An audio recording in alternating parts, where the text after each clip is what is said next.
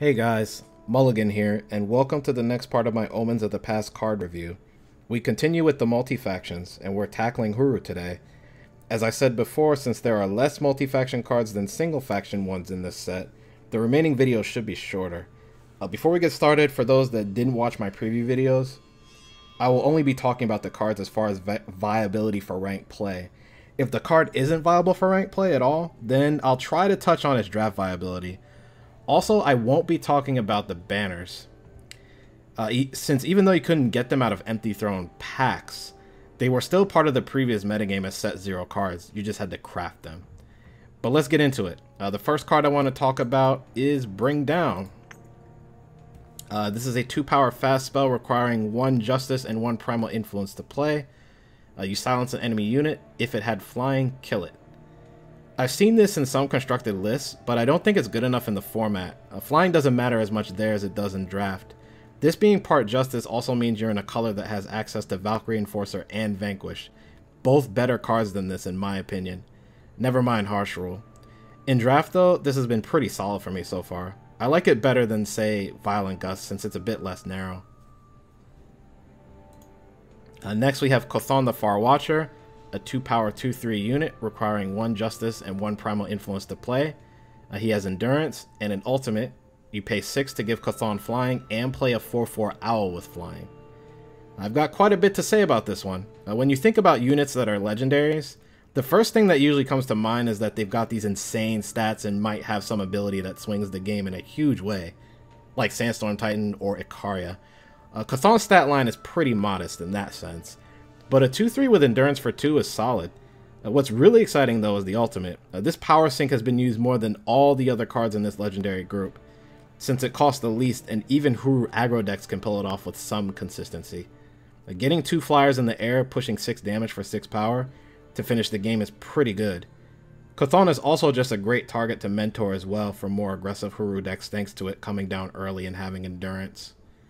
Obviously, you would rather target a flyer with Aerialist Trainer since Chthon not gaining flying until turn 6 is pretty late, but giving this lifesteal with Spirit Guide isn't too bad.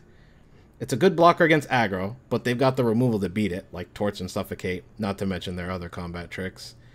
Despite it being a good early game blocker, I don't know if Hooru Control will have the room to slot these in without getting significantly less greedy, but depending on how the meta shifts, that might be something they want to do. As far as the 3 color flavors, as good as this is, I think I'd still rather have Awakened Student in the Time Justice Primal mid-range decks as we know them now. Though if they focus more on the Combrei side in the future and less on the Elysian side, I could see Chthon taking the 2-drop spot there. People have slotted this into Chalice as well. Justice Primal Shadow anything is a possibility, but I don't want to touch on that since I don't have experience with that color combo. Chthon is good. How good it will continue to be, I'm not sure, but this is one of the safest legendaries you can craft in the set. Maybe the safest. Next we have Aerialist Trainer, a 3-power 2/4 unit requiring 1 Justice Influence and 2 Primal Influence to play. He has Mentor. You give the student +1/+1. If the student has flying, draw a card. This was the first card spoiled that introduced the Mentor mechanic, and I looked at it in my first preview video for the set. I won't say too much on it, but so far this hasn't really seen play in Constructed. I think it's mainly due to Hooru being the least explored multi-faction so far. Also, people have generally negative opinions about Mentor as a mechanic, which is understandable. Losing a blocker can be big when using Mentor. I think this could still be pretty good in a few select Hooru decks, namely Flight School style decks, and possibly Hooru Control as well, though most other control decks in Eternal that have good defensive 3-drops have 2/5 stat lines. So 2/4 is a bit disappointing. I'm hoping this sees play at some point in Constructed. I think it's a perfectly fine card. Next up we have Island's Choice, a 3-power fast spell requiring 1 Justice and 1 Primal Influence to play. You can either negate an enemy spell with cost 4 or more, or kill an attacking enemy with 4 strength or more.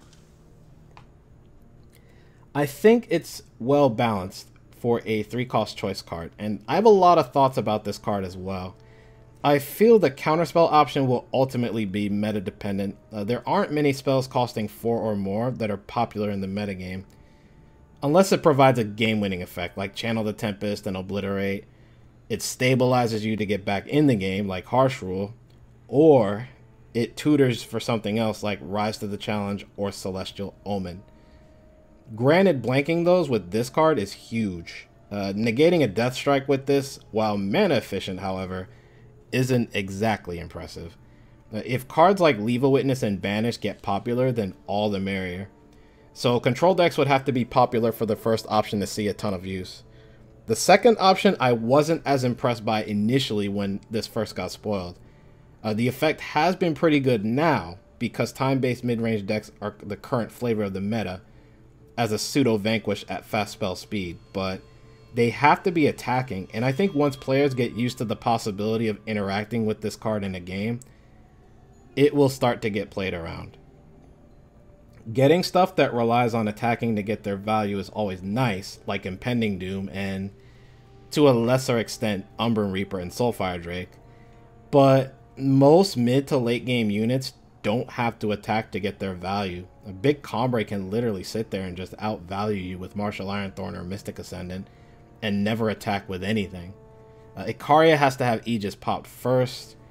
Black Sky Harbinger still gains health by blocking, and Vara also doesn't need to attack for her to get value either in Felon Control. To be fair, Island's Choice is stopping their clock against you if they're playing around it, so it can buy you time in that situation. It also nails any Rakana unit once they get buffed with equipment, but I think this card is strongest against Stone Scar in particular. At best, I say we likely see this as a 2-of in control decks in these colors.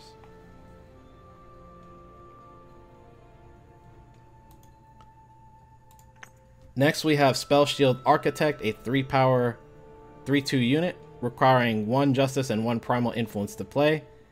She has Aegis, and Mentor, you give the student Aegis.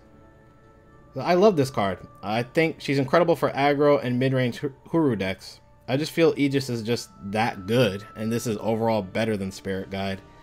Gaining Aegis more than makes up for the drawback of Mentor. Protecting something like Chthon can be huge later on. That said, this lacks the defensive stats to be used in control decks and does trade down against cheaper units like Oni Ronin and Snowcrust Yeti. I haven't seen it played and constructed so far, but again I feel it's because Hooru hasn't really been explored as of the time of this recording. She's been a solid unit for me in draft as well. A fine card.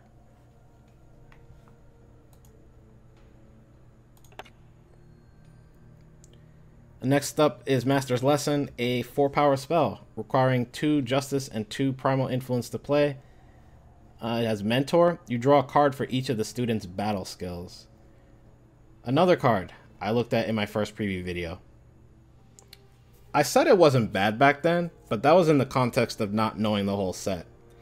Now that we have the entire set available, people haven't touched this card at all, likely due to the tough requirements to get this to draw 3 cards, since Wisdom of the Elders is straight up better than this otherwise. People are also playing Trailblaze over this, which is less impressive than Wisdom, but also has a much lower cost. Maybe this with Hero of the People and cards like Silverwing Familiar could still be a thing in Constructed, but I doubt it. It gets even worse in draft because it's even harder to draft units that have multiple battle skills, along with other ones that give battle skills. Next card is Shelterwing Rider, a 4-power 0/4 unit requiring 2 Justice and 2 Primal Influence to play. This is flying in Aegis.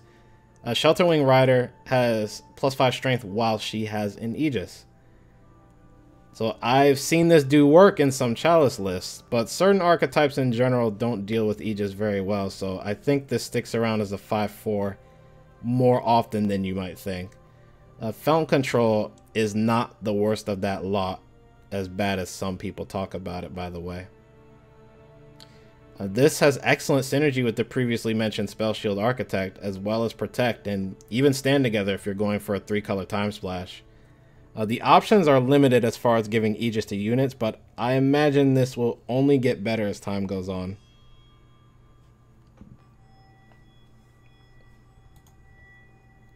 The next card is Shield Bash, a 4-power spell requiring 1 Justice and 1 Primal Influence to play.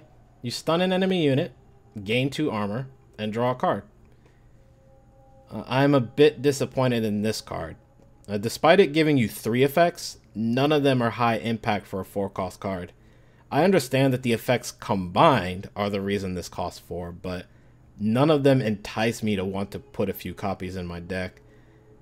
It would have been cool if this dealt damage equal to the armor you have, but the card would have to be completely reworked. As is, I seriously doubt this is constructed viable, and I don't think it's much better in draft either, despite it replacing itself.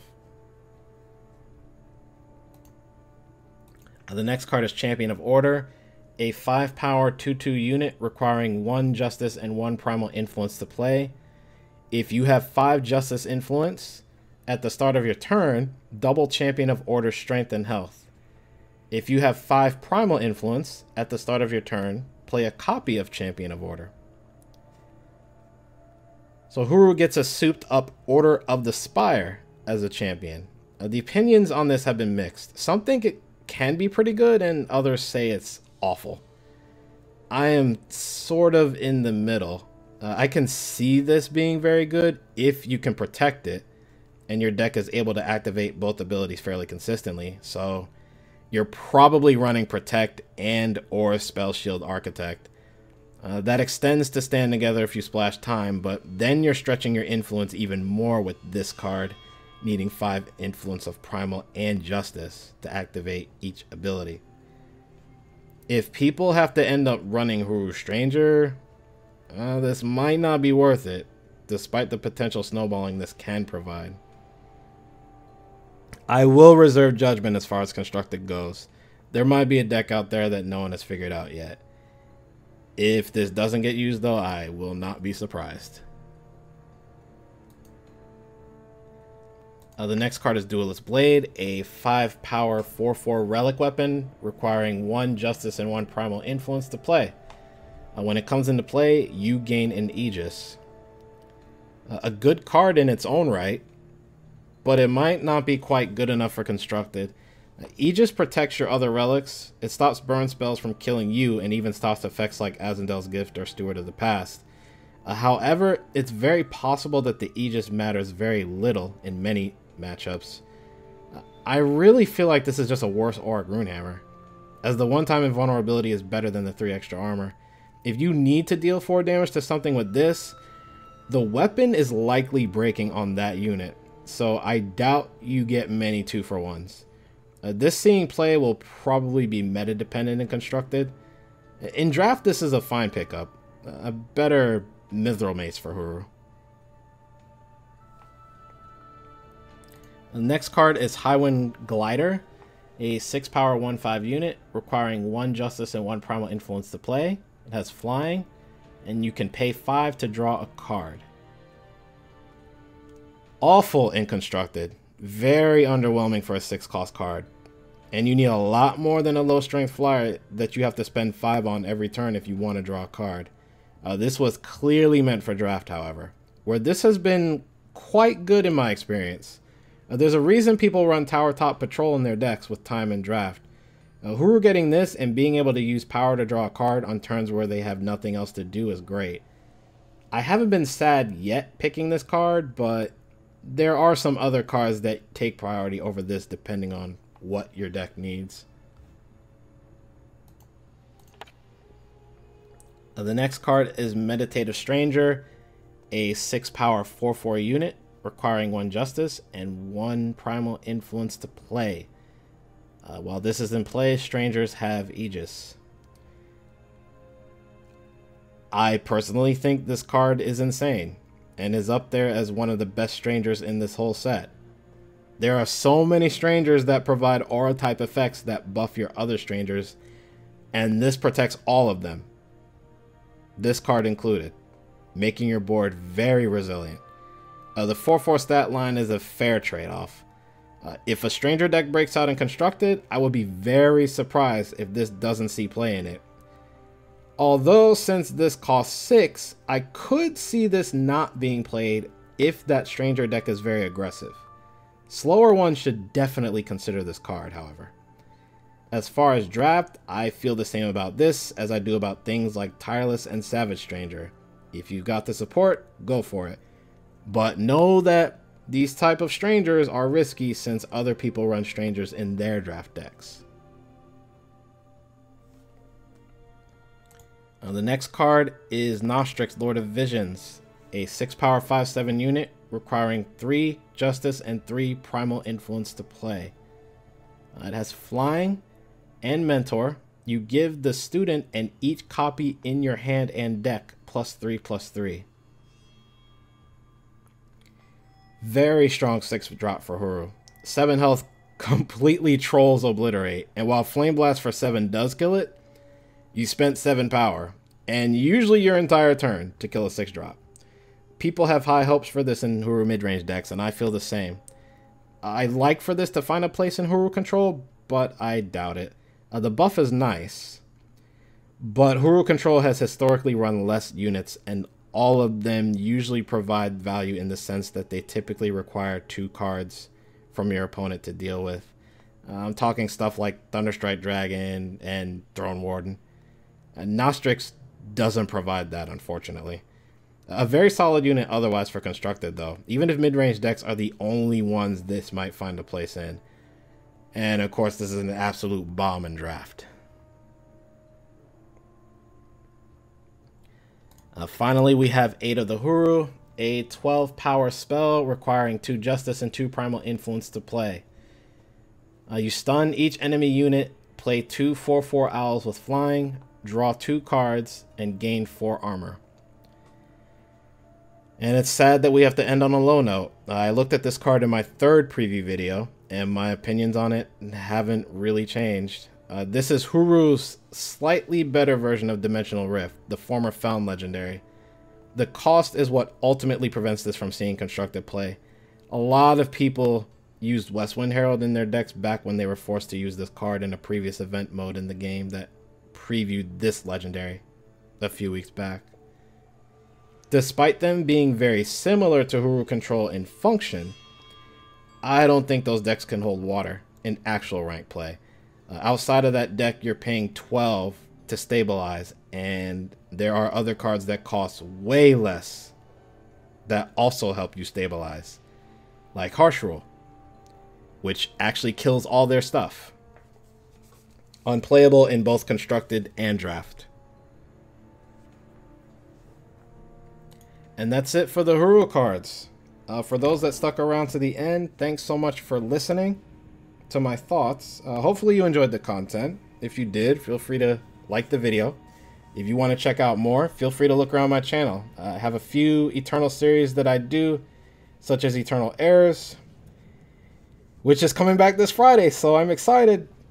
I'm very excited. But for those new, it's a good resource if you want to avoid the misplays I make with certain decks, so you avoid those pitfalls. Now, I don't have any actual deck techs on this channel, at least not yet, but I do have videos discussing what I've learned playing certain decks, usually after spending time with the deck for several seasons. So feel free to check those out as well. And there's plenty of other Eternal content. So if you don't want to miss future videos, consider subscribing to the channel as well. Anyway, before I ramble on too much, I want to thank you guys again for taking time out of your day to watch this, and I will see you all soon. Take care.